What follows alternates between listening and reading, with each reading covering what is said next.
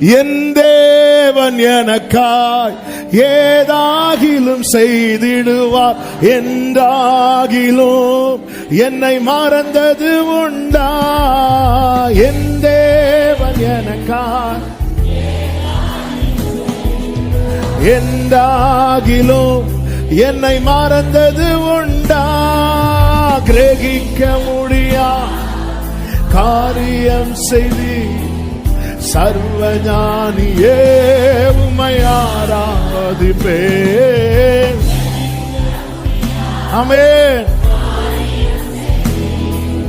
சர்வஞானியே என் இயலாமையில் நீர் செயல்படுவீர். கரம் என்னை விலகாதிருக்கும். என் இயலாமையில்